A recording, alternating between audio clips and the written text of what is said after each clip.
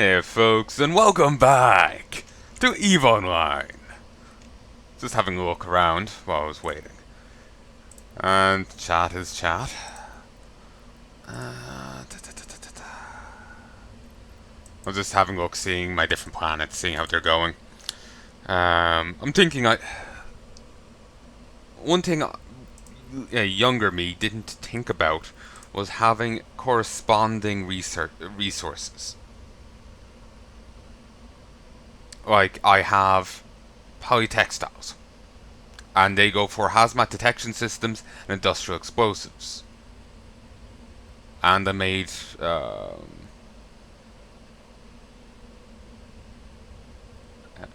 hmm,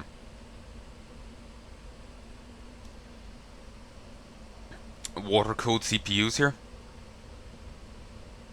So neither of these correspond. So I could just sell them as they are, but it'd probably be even better for me to sell the ones that, well, I take what makes supercomputer, bring them to another colony, and have that colony make supercomputers. You know, that would be the smarter course of action. So, but of course, younger me didn't think of that.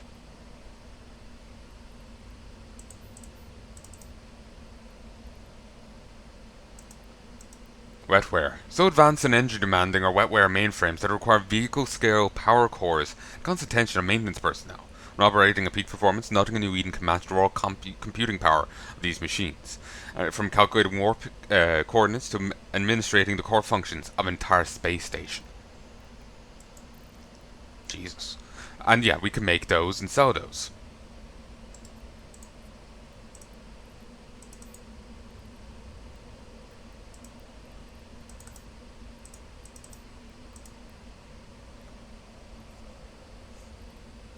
And people are apparently selling them for a bit. But what do they act? What good are they?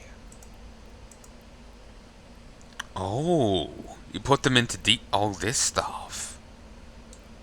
Infrastructure hub blueprint.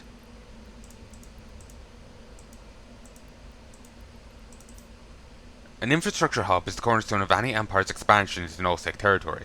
Once online, allows the owner to cultivate the system it is placed in by applying one of the upgrades available. These upgrades range from simple improvements to a system's financial infrastructure to defensive upgrades, giving the system owner significant advantages. To begin upgrading a star system, deploy the infrastructure hub, a hub close to a planet, activate the Entosis link on the iHub until your alliance has full control. You must be a member of a valid capsular alliance to deploy and/or take control of an iHub. The maximum of one iHub may be deployed in any star system. iHubs cannot be deployed in simples under non-capsular sovereignty. iHubs may not be deployed in wormhole space. Infrastructure hub. It needs 20 wetware units. Jesus. My nano factory? Only the highly advanced Ukami superconductor can be rendered small enough for use in nanofactories. Microscopic devices programmed to absorb and recycle ambient material into useful matter. Each factory is built from reactive metals, ensuring that they interact properly or not at all with their environment, while a moat of industrial explosive automatically destroys them when they have completed their task. Oh, I suppose that stops a Grey Goose scenario.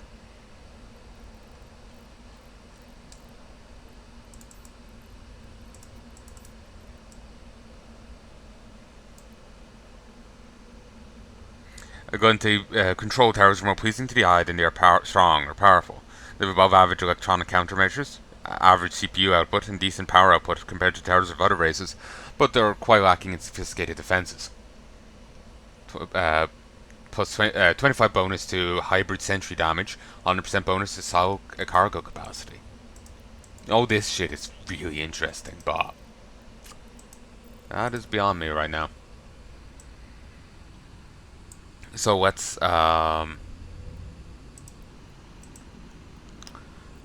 what's my inventory looking like? Okay. on dock.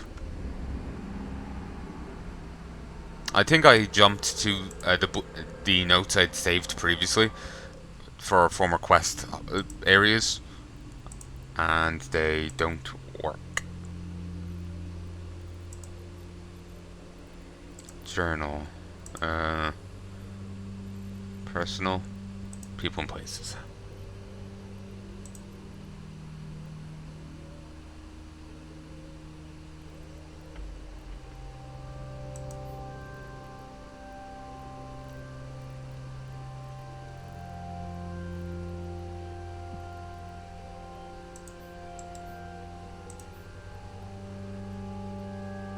This is stuff young me said.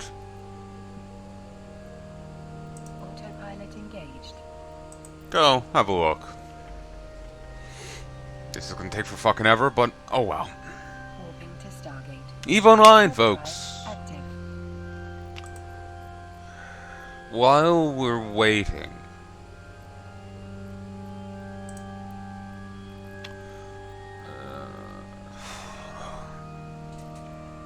ship equipment...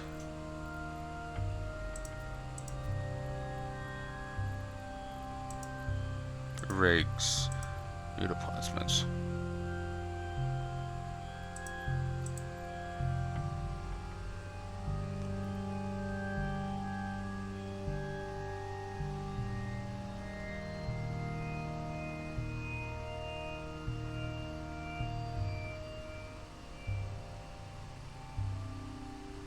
Approaching Stargate.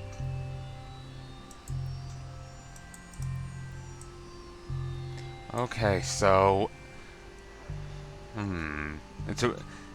It can boost your stuff, but it's a roll of the die. It can either harm or boost. Reduce power grid usage, CPU usage by 5%, incubation time by 5%, slash duration. Increase armor hit points repaired by 10%, activation cost reduced by 15%. Or it can boost the first two I said by 25, second by 2, third... You know, it can do all these negatives. Something to keep in mind. Mature and reproducing at a healthy rate.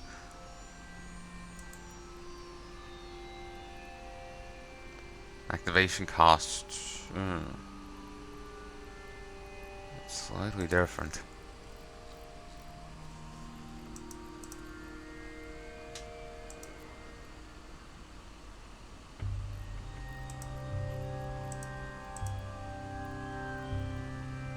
Mediums.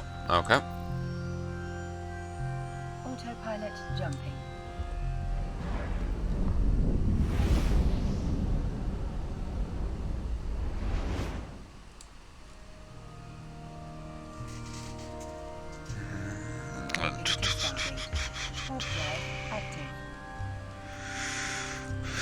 Auxiliary thrust.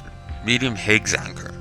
This unique rig generates drag against the energy field of space itself, causing the fitted ship to increase in mass and agility while greatly reducing maximum velocity. This effect also reduces the ship's maximum warp speed, although the effect of warp velocity can be mitigated through skilled use. As a side effect of the increased warp drag, interdiction nullified ships lose the benefit of the nullifications while fitted with this rig, causing them to be affected by non-targeted warp destruction like normal vessels.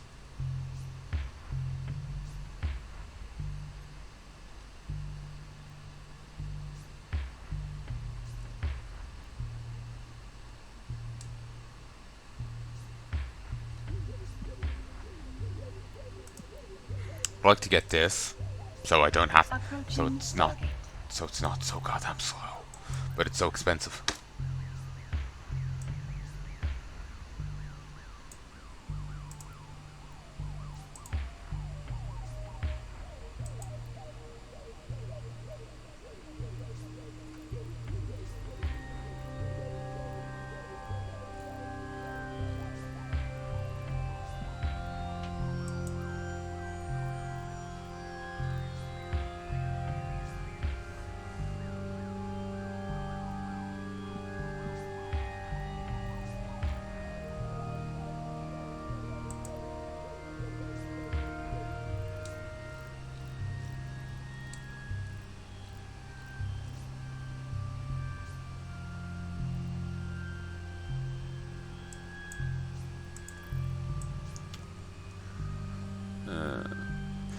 I don't think the ore is going to be there. It was probably just going to be there while the quest was on, or what have you, you know? But, may as well take a look.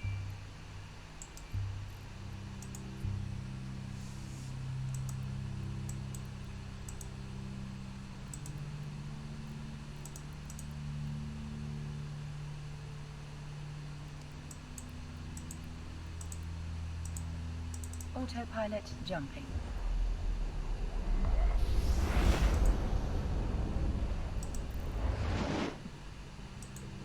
Because, if it does work out, then yay me. Warping to Stargate. Warp drive active.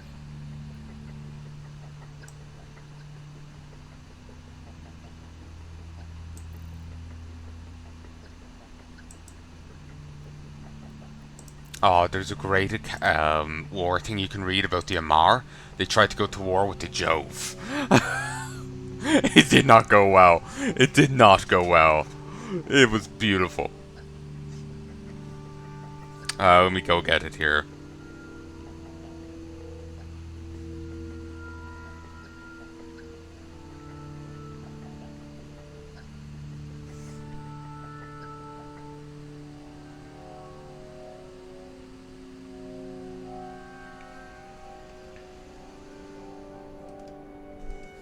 The Amar-Jove War was a short-lived conflict between the Amar Empire and the Jove that took place in 23-21-6 AD.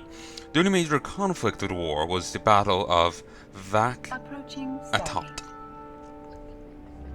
The Amar Empire had intended the war to revitalize fate and reclaim it, as well as adding the Jovians to the Empire's slave stock. The Empire broadcast its intent to invade the Jove for weeks before they actually did. In addition to the Empire's underestimating the technological superiority of Jove, the Jovians managed to obtain the Empire's battle plans. The Empire was crushingly defeated in the Battle of Vaktot, the war's first and only major conflict. I've come to grips with the defeat. This is a smaller account of it.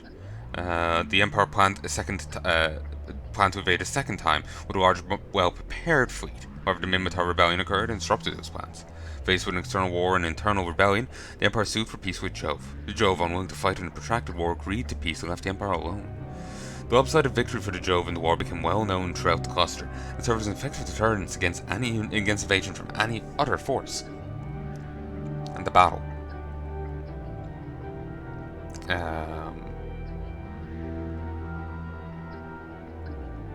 Yeah, this is the account I was hoping to see.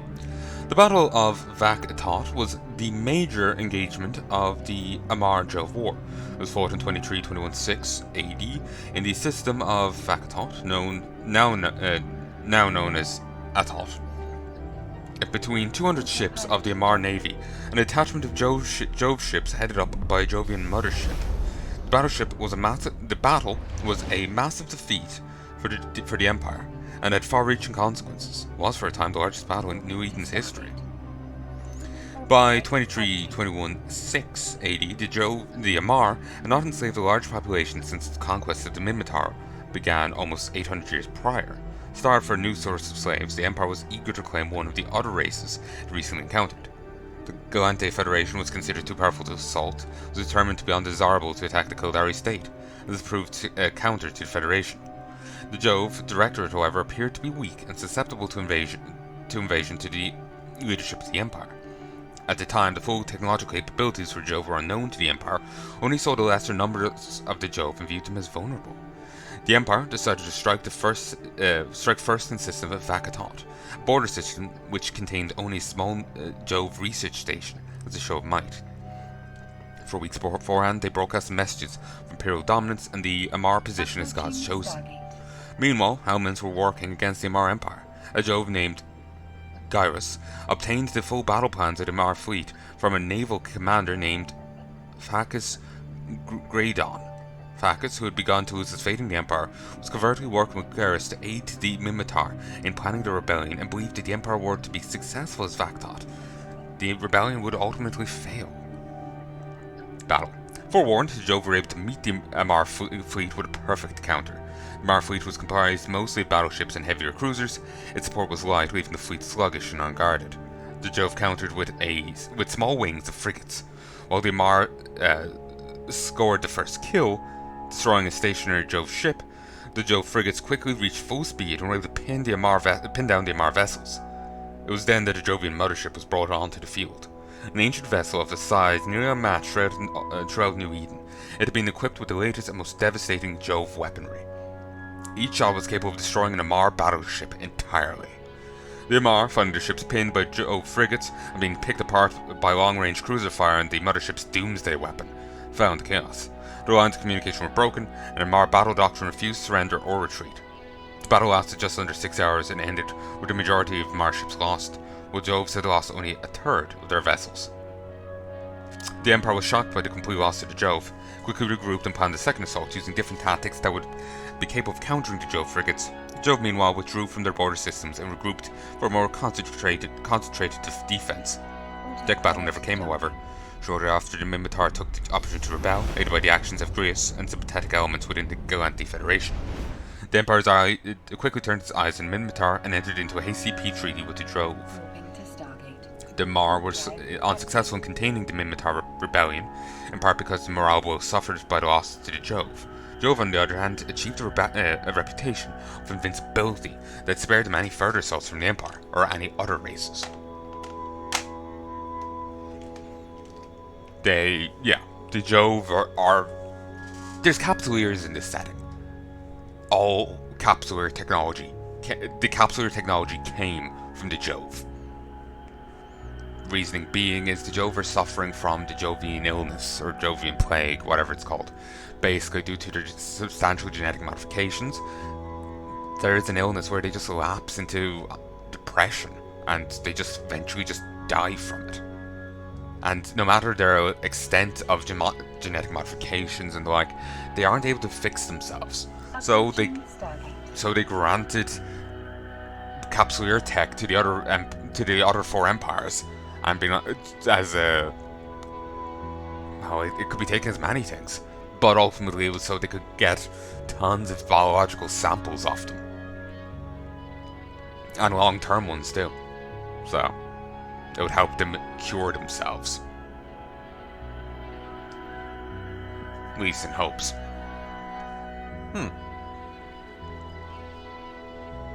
The Amar think more highly of the Concord than Concord does of them. They don't think too highly of Canad. They hate Gustavus pirates, Gorassus pirates, more than they hate the Minmatar. They really hate the Blood Raiders. They actually hate Or. It's like the Servant Sisters. They like Mordor's Legion. No opinion on these.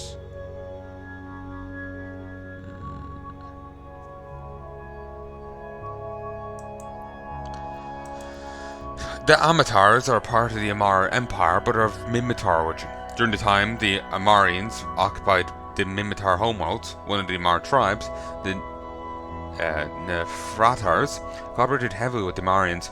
The Nefratars fled Minmatar space during the Minmatar rebellion.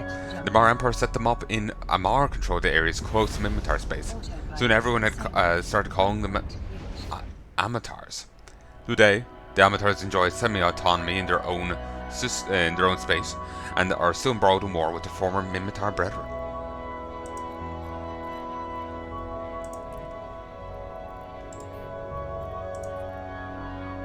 Warp drive active.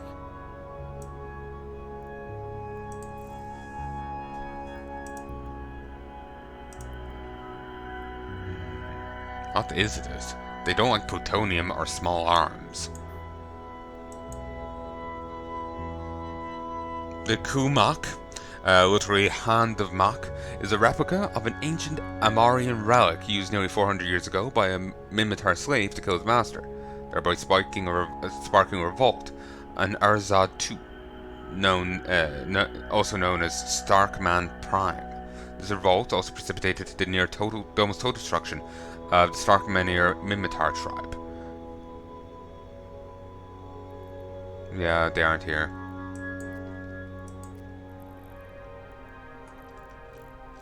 It was just here during the quest, but that was it. That sucks.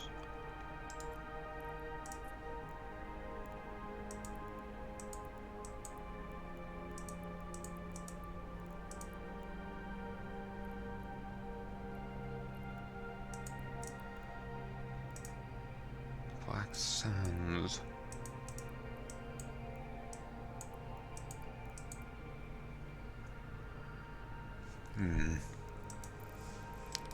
So, show info.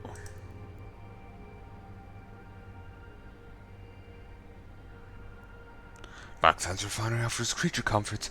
Typo. Along with several enticing amenities to the common industrialist.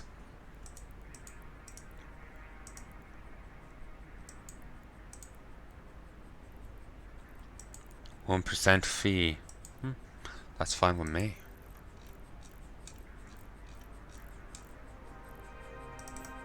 Sure, hit up here. It's a shame there isn't an here, but c'est la vie. That's life.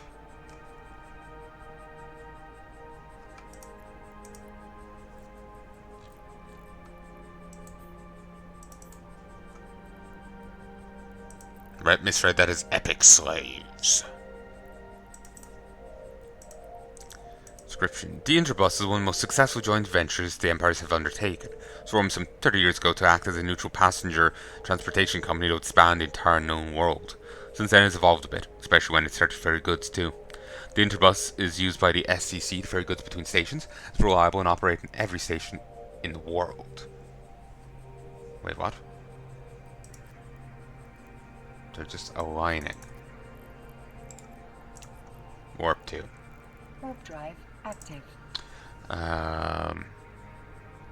As Interbus has to operate not only in Empire stations, but also in pirate havens and other stations associated with organised crime, the company has to uphold a very strict policy regarding neutrality and secrecy.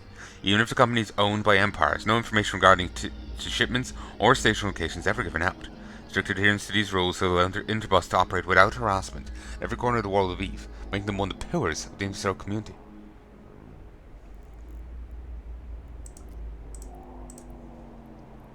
Blood Raiders are a spin-off of the Amar Empire. Basically, to put them simpler, they believe there's a limited amount of suffering in the world. Therefore, if they capture people and inflict grievous suffering on them, they will minimize the amount of overall suffering that people suffer. Obviously, that's not true, but that's what they believe.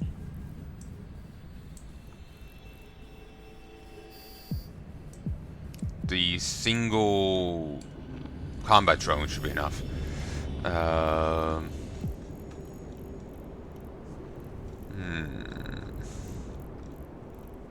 Material acquisition ventures. Alright.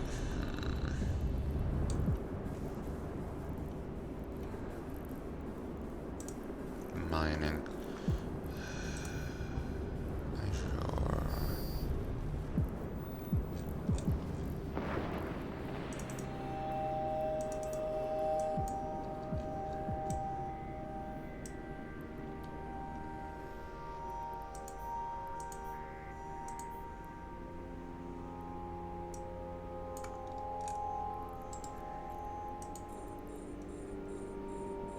Oh no, material acquisitions is at that one.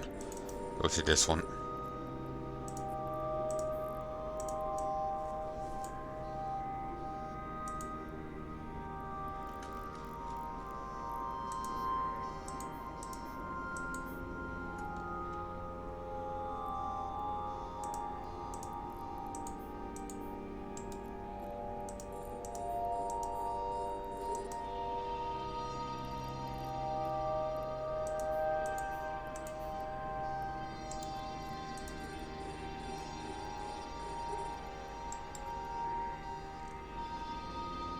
Oh wait.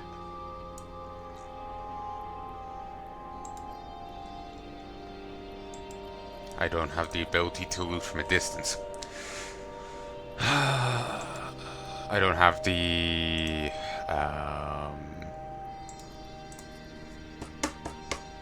loot dragger thing. Force habit to think I do, but I've lost the two that I had.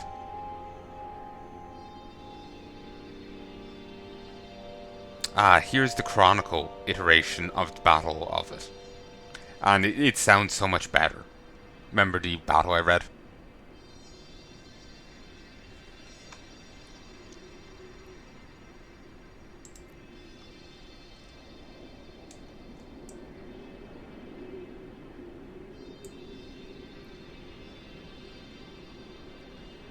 I wish I could speed up time here.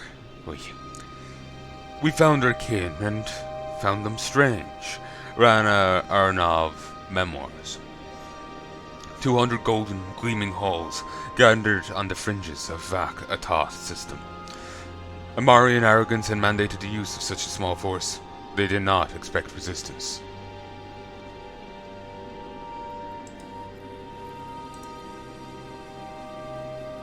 For the Amarians, this was to be a great day. It would renew faith in reclaiming, a fate much needed. For weeks they'd advertised their intentions to crush the Jovians, flooding communication networks with propaganda proclaiming their people, the chosen of God, rightful owners of the Jovian people.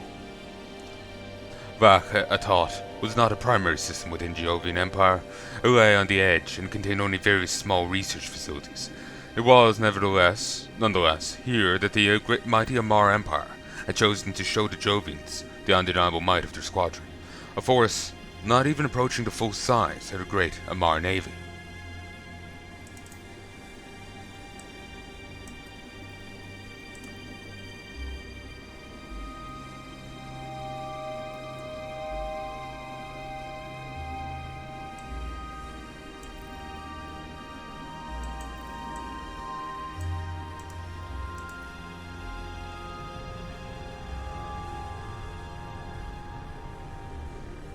The Jovians valued one thing above all else: information. Their need for information had led to the formation of the Jovian Intelligence Network, an entity with eyes and ears in most empires' internal archives. It delivered to the Jovians every plan the Amarians had laid out for their assault, even before the Amarian commanders themselves had received the information. This allowed the Jovians to plan extensively for the battle that would take place in one of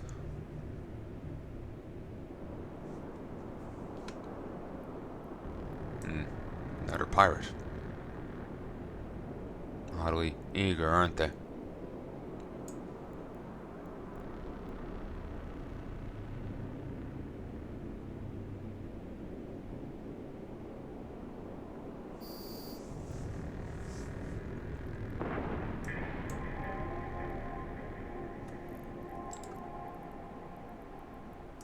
Salvage it. I'm not particularly interested in what they have. I should just focus on the ore.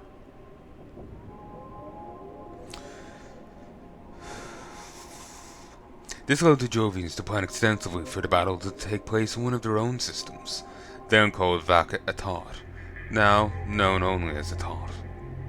It was a rich and diverse mixture of battleships and cruisers, each ship equipped with the state-of-the-art Amarian laser technology.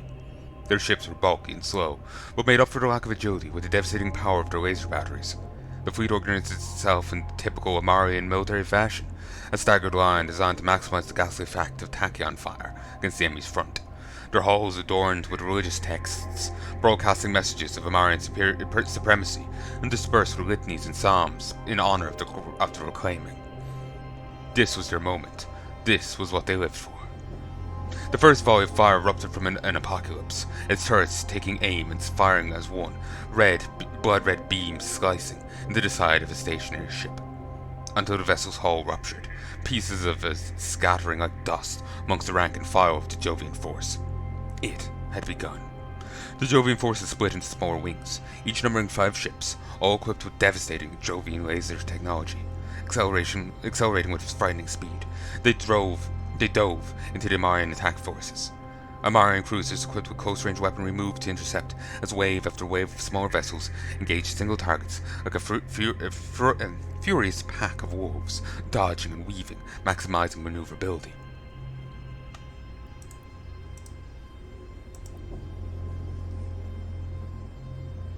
And then it happened. Massive, eerily green blasts erupted from seemingly nowhere.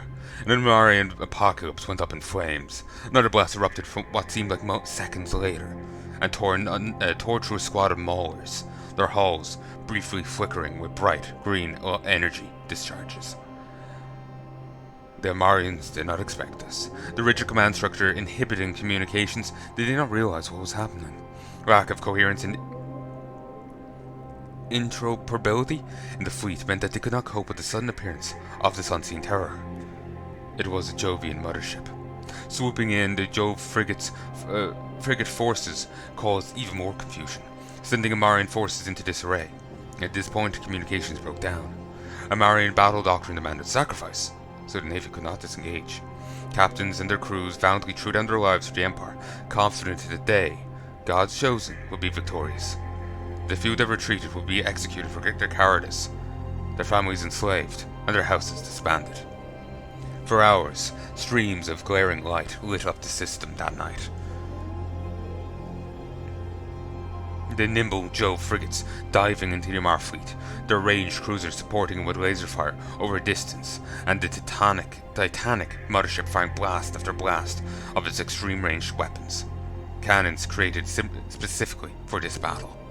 The smaller vessels holding the Jovian line prevented the Marian squads from coming close enough to fire upon their nemesis, leaving the fleet defenseless against its onslaught. Battleship after battleship exploded in violent bursts of light under the attack from the Jovian mothership. This left the Marians in a position they have not been in before.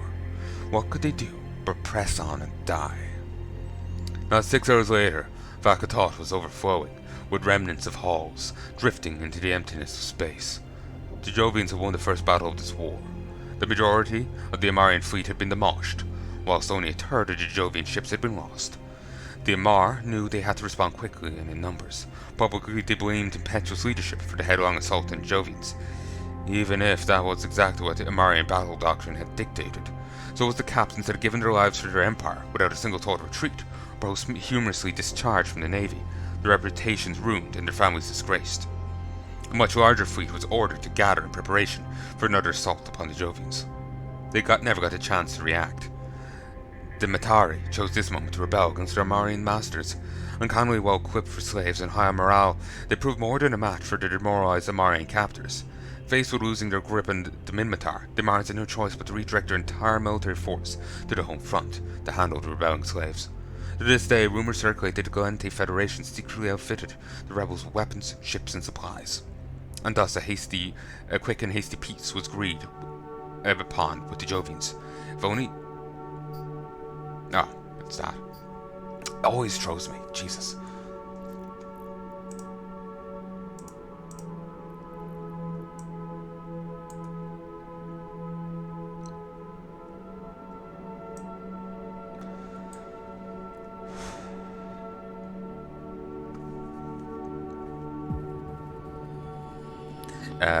It,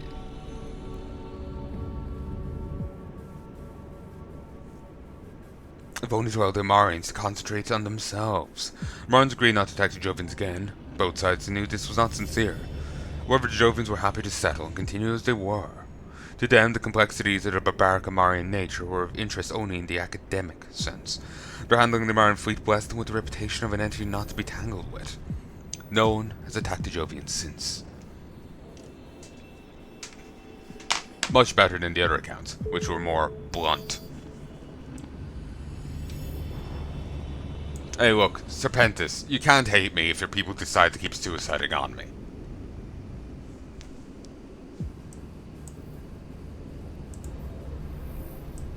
I won't say the attacks are a lot more eager.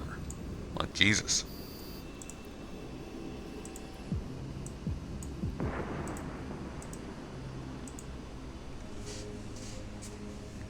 Don't they have anything at a station here? No.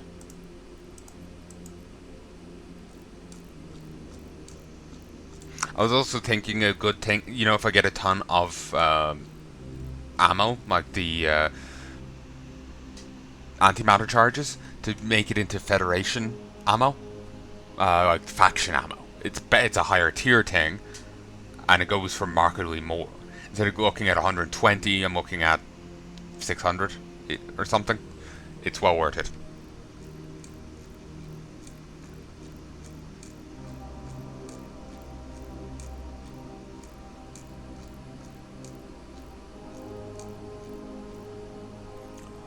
I have one.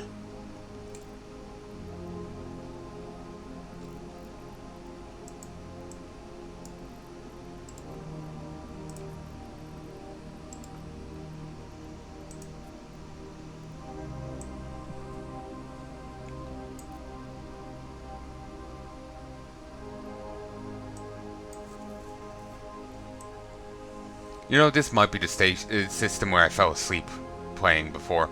It might be. Don't know.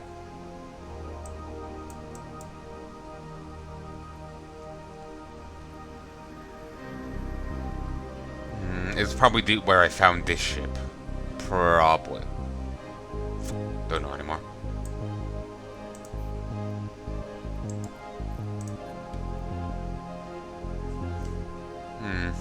Recognizing the dire need for a ship capable of fast operation in unsafe territories, or created a venture. It's conceived as a vessel primed and ready for any capsuleer, no matter how new to dangerous New Eden they might be, which is to engage in the respectable trade of mining. Venture has amazing ability to quickly drill through the ores and gases it's after, harvesting with speed necessary for mining in hostile space, getting out relatively unscathed. Oh, you're actually Galente. Going by icon, I thought you were Koldari. I was thinking of just trying to gun you down and moving on. I actually have some standing with you. Interesting.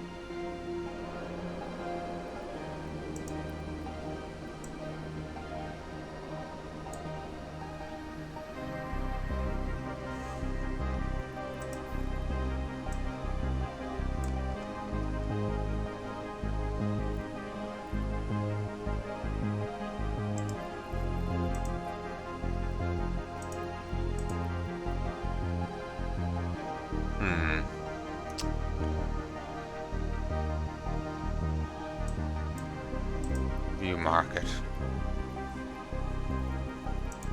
Ammunition, medium, antimatter, industry.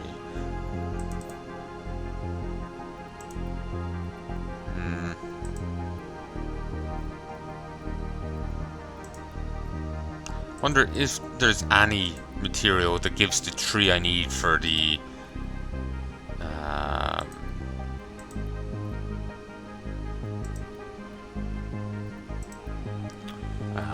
antimatter charges.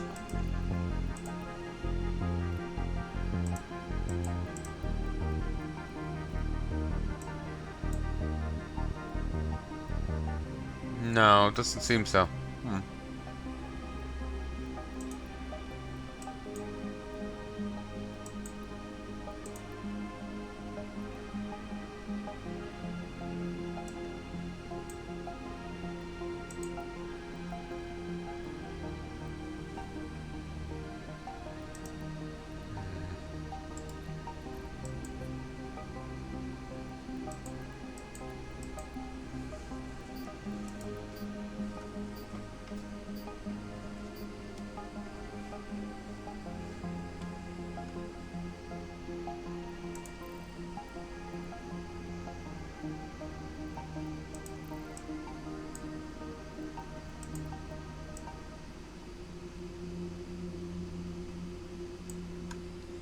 All right.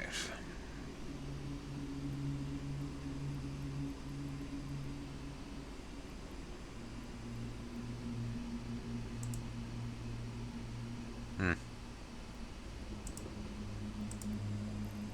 was thinking that would get rid of it, but no.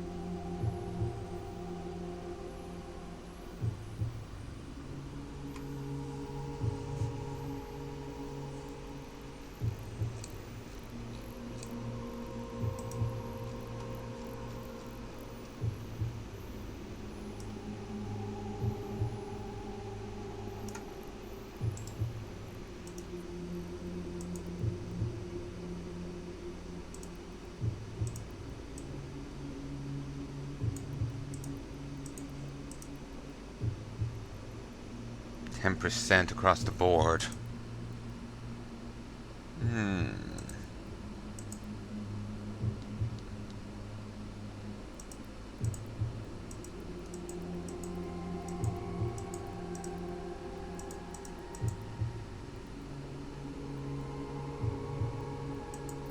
It is worthwhile for me to look at those for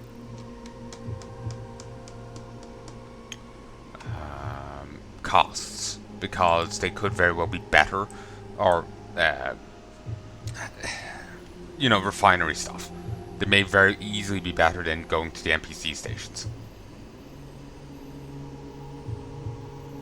But then it may be better for me to go to the NPC stations for production, because I can at least get rep discounts. Then again, if I can save material, it might work out better.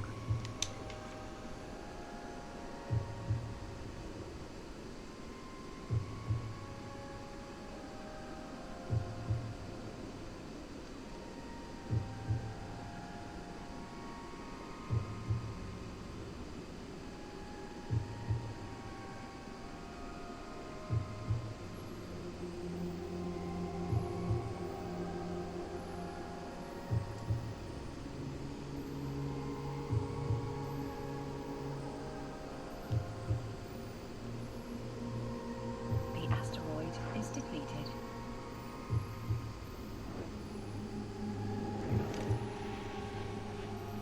Wow. That's flashier than I remember. Jesus.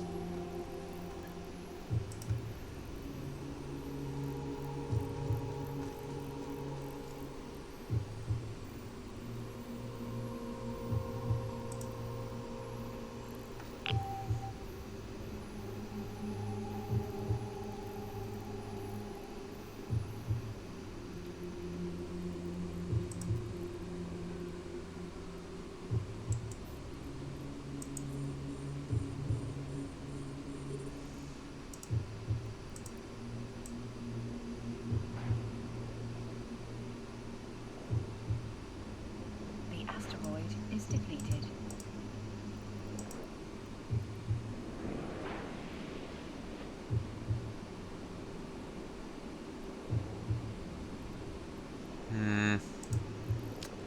Mine from this one.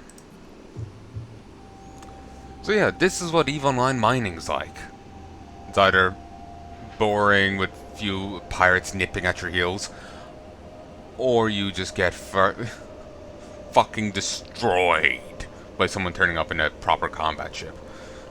You kind of almost need a friend to hang around to protect you, give you some cover so you can escape and be built to escape. There's ways of countering being warp blocked and all this, so you need that.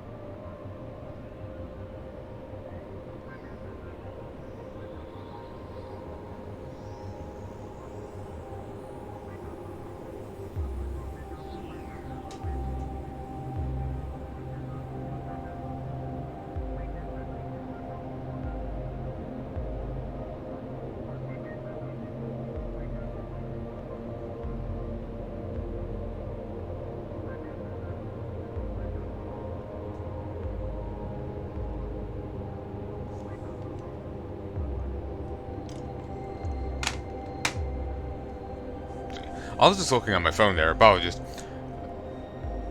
Like, really? There's not... it's just waiting. It's a waiting game right now. There's nothing else to do at the moment, so. Uh,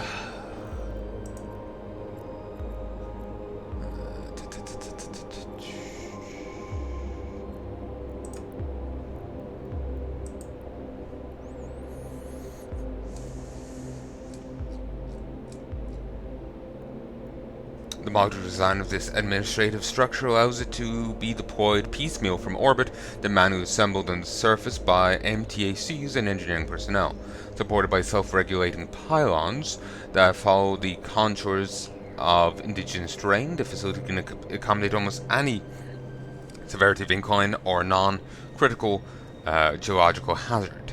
Once active, it serves as both a command post and to coordinate the activity of all other nodes, basic transportation site for getting commodities off-road using standard vertically launched rockets.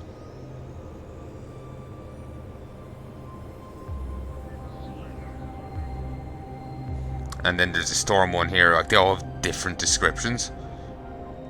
No, they may have a similar idea, like these two seem to be overlapping. Yeah, they do. This is different. This is same. Same. Different. And same as the bottom one. So, alright.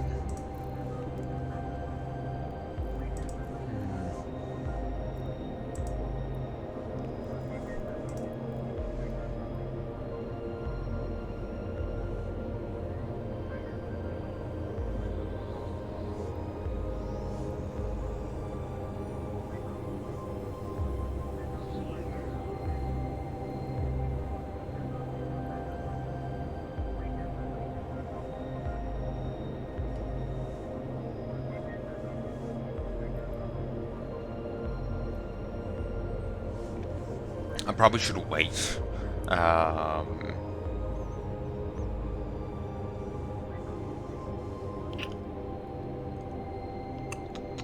probably should wait on doing another planet till I get the upgrades.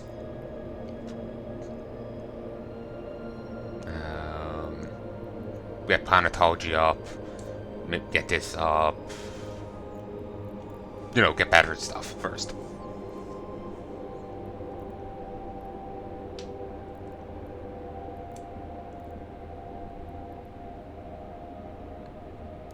Wait, I don't have that maxed out? I thought I did. Jesus. Asteroid is depleted. Resource processing.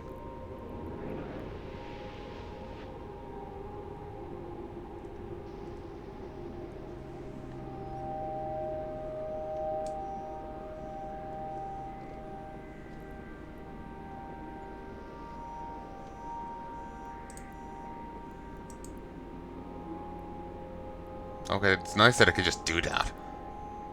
So, alright, alright.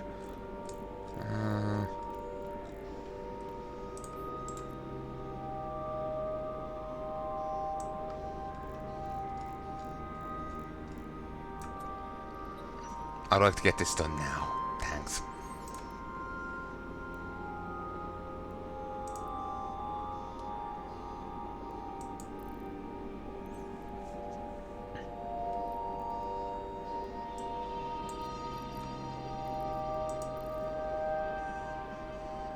That was my cargo. Oh, over halfway done.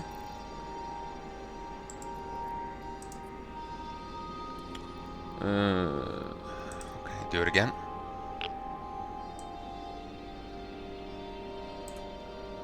When you're in a safe zone, you can pretty much just kick back and relax.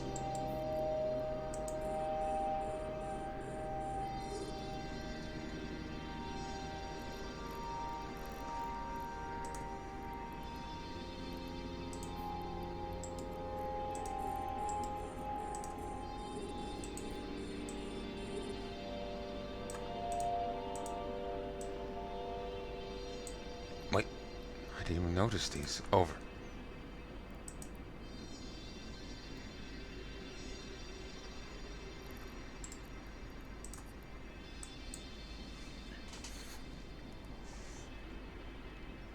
Did not realize there's two Azure right next to each other. Oh, let's go get them.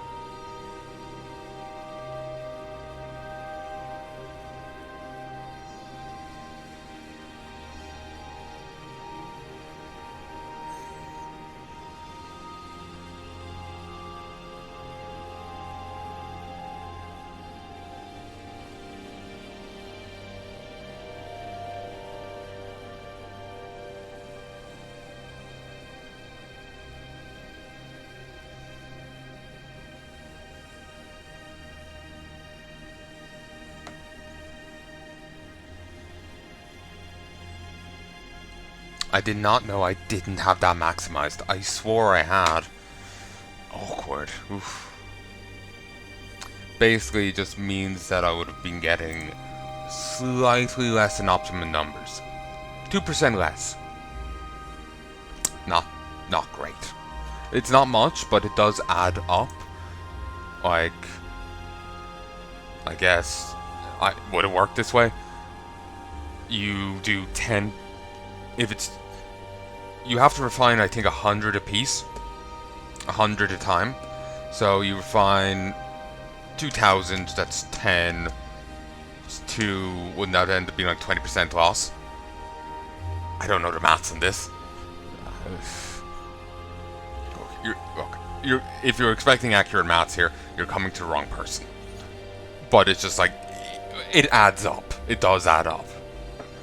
Percentage-wise, actual accuracy-wise, I can't comment, but it does add up.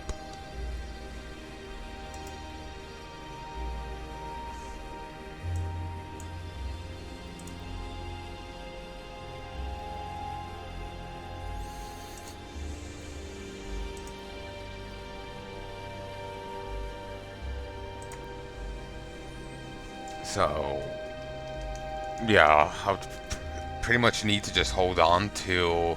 there's not too much there. Oh well. I'll pretty much need to hold on till... I have that before I can justify breaking... before refining it. Because I will be missing out on a fair chunk of ore.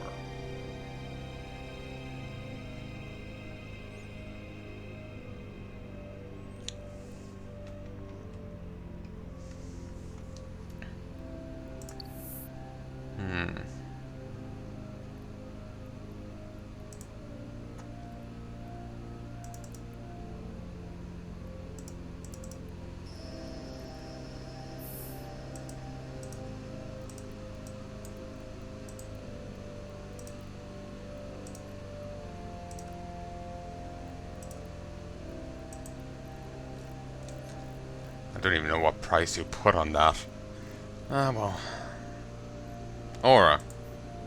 Oh yeah, it's the NPC tutorial person. Doesn't have an icon, for some reason.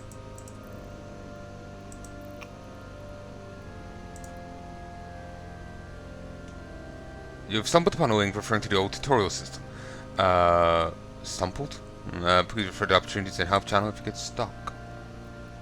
Oh, well, I guess they've removed Aura as a tutorial NPC.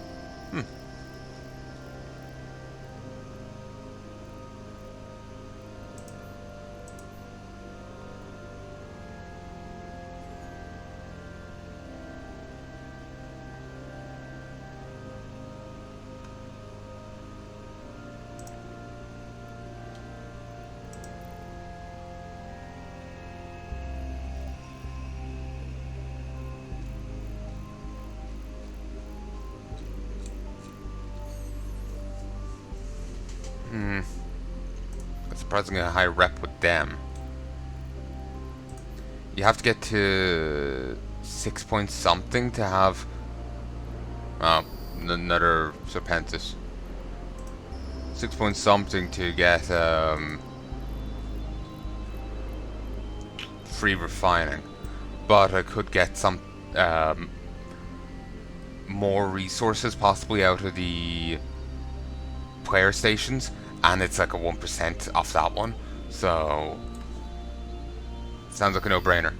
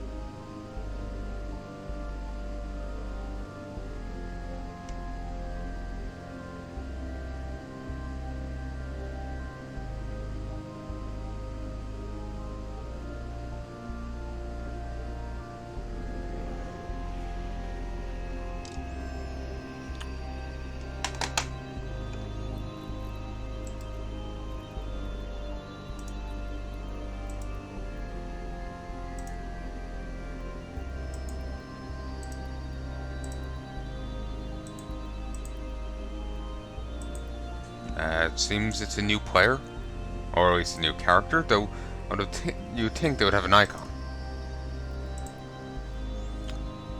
The Federation Navy acts upon a recent policy of upgrading the professionalism of its cadets, so it is a meaner academy with much stricter entry requirements than before, even stricter tutoring.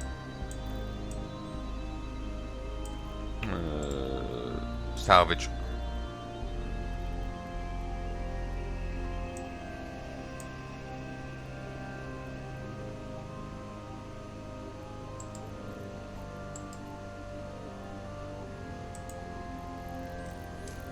Are they getting closer?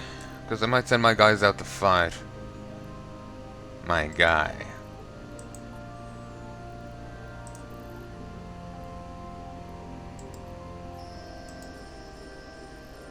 Oh, this guy is. They're leaving the military alone, but they go balls deep at me. Sadly, since that guy rushed ahead to engage, I think one of the harvesters is fleeing.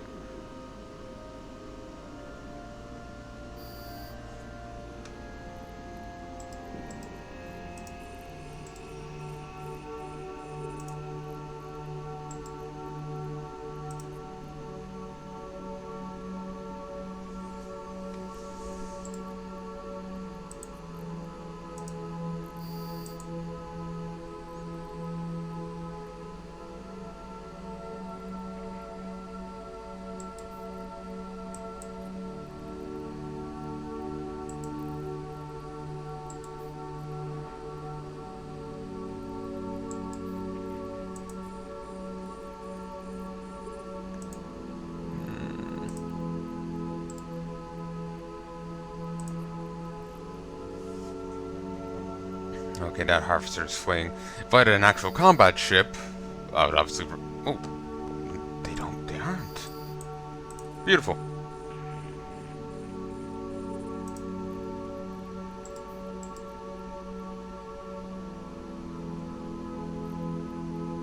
I was targeting on this one, and no, they are fleeing. Whatever.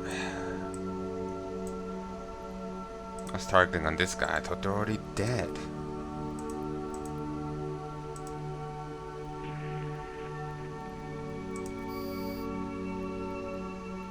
Why do I keep losing targeting? Are they jamming me or something?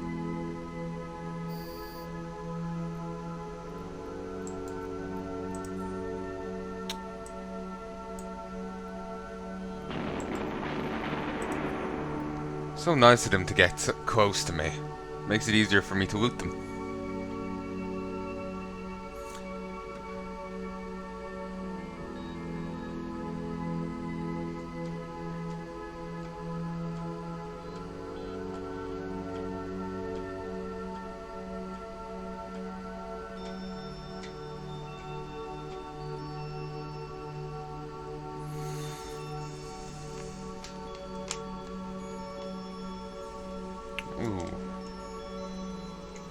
This audio bounce actually seems fine. I thought it was meant to not have EVE Online really audio adjusted in OBS. Well, it's all working out.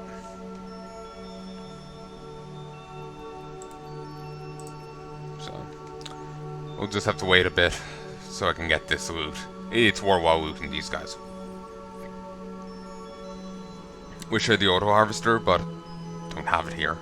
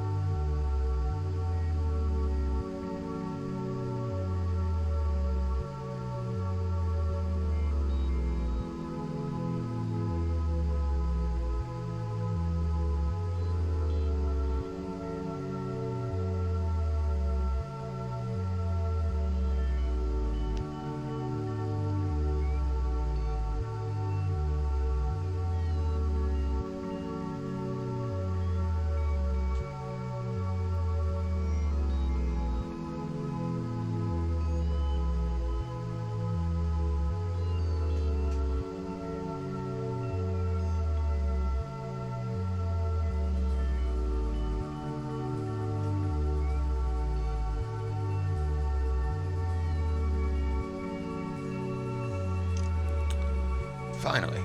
See? Well worth 12.50k of titanium. It's small, it's little, but it's free. Just thrown at me. It's beautiful. Though I don't know why it's already like refined. Like, why are they coming to a place with already refined materials? It's weird.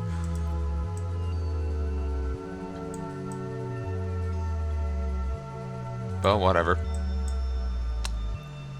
Sadly, that guy's just leaving. You kind of gotta kill them both. Be kind of aggressive about it, which is hard if you're just here mining. But whatever.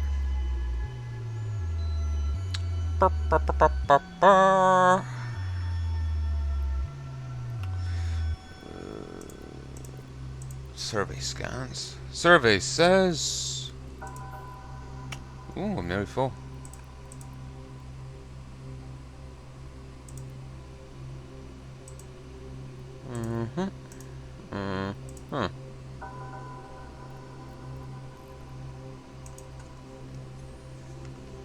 I think I'm done with Scordite. Like, skill-wise. I think I'm fine there.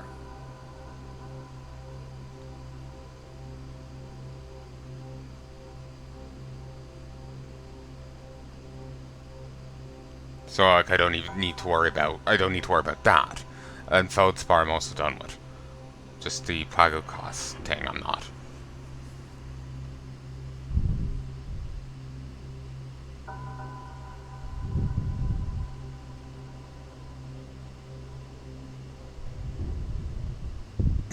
So I'm going to share this story. They were robbed in college. Their apartment was robbed when they were out. And when they came back, the crook had left double-stuffed peanut butter Oreos on the table. They weren't nearly as upset over being robbed as they feel they should have been because of them. Blue City Blues. Just random Twitter account I stumbled onto. Oh, I'm actually following them? Did they change their name? I don't know.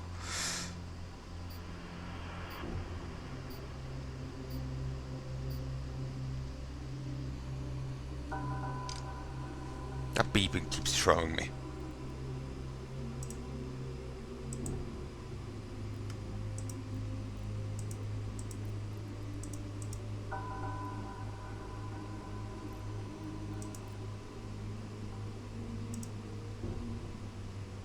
$5,000. Take to the abyss and fight into the Travagon proving grounds for glory, death and glory. Procure an abyssal proving filament and activate it. You get 5,000 skill points. I also have these. I remember I was noting the double box thing. I got this in it.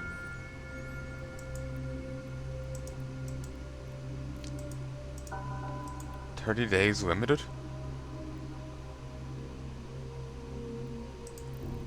So I only get the skin for 30 days? That kinda sucks. The asteroid is depleted. You still have more space. Okay, survey says...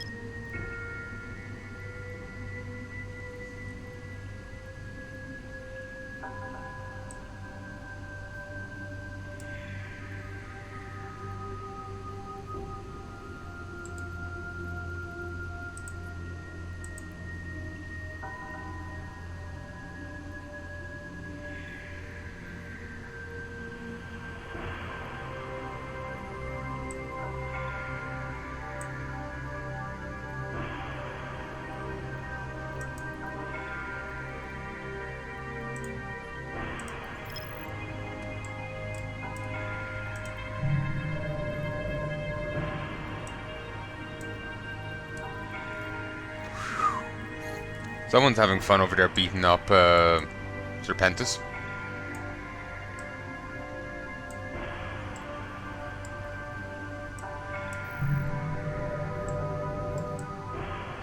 Wow.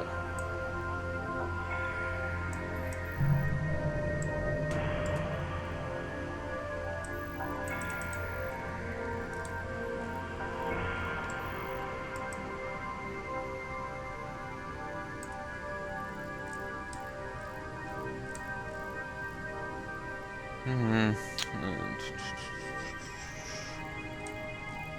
What are Serpentis Rex?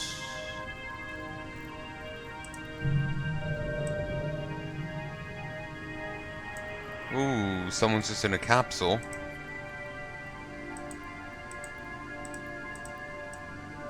Yeah, this is the baseline capsule. Still looks cool. But this is the iteration I have.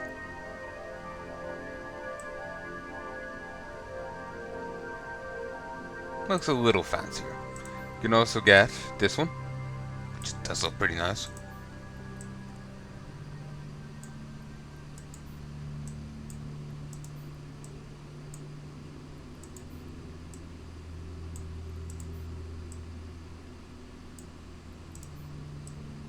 So, there's a variety of different versions.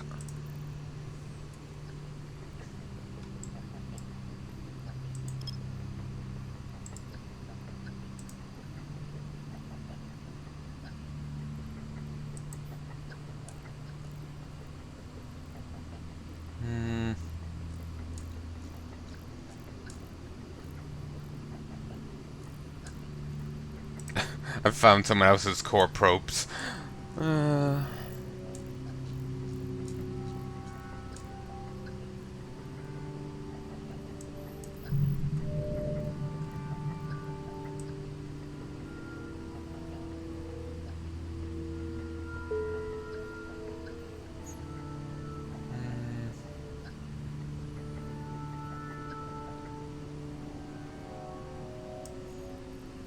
Yeah, that's not really going to help. I'll need to actually go get the probe launchers myself and to go from there.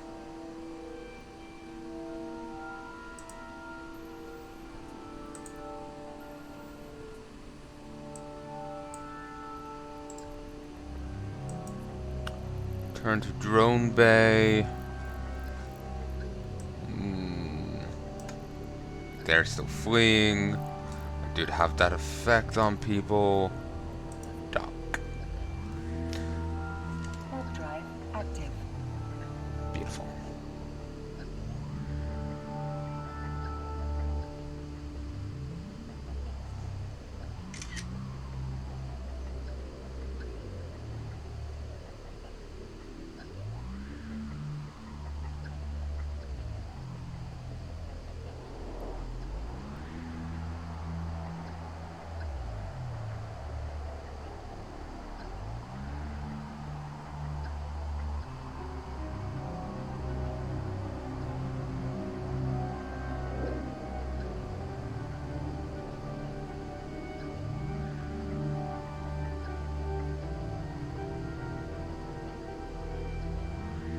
Docking request accepted.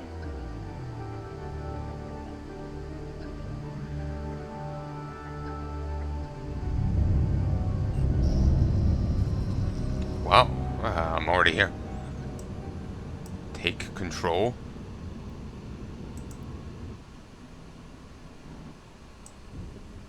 Ooh, that's new.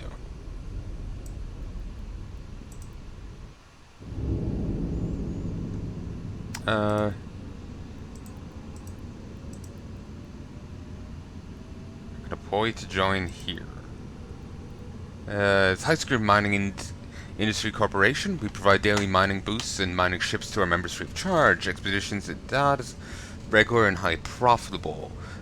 Apply today.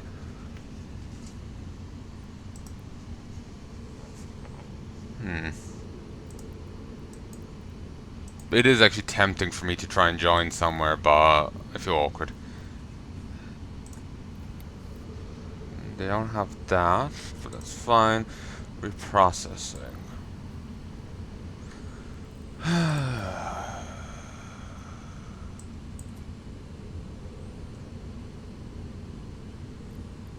That's fine.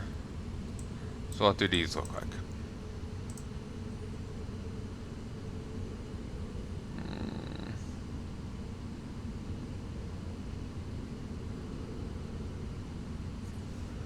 Yeah, actually, I'm unlike the other place. I'm actually making a profit on just on refining these.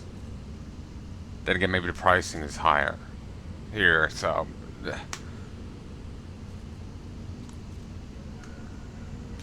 basically, it could be that I'm getting more better refining percentage, or it could be the refining is better here. It could be the refining's better. It could be mean that the refining's better, or the price is higher. One or the other.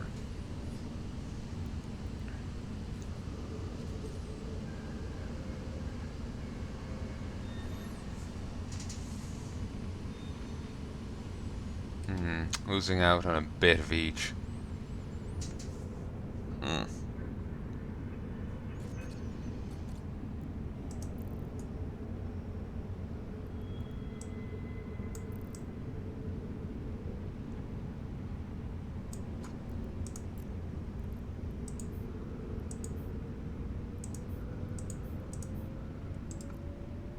Deliveries hanger? Are my things even safe in an upwell thing?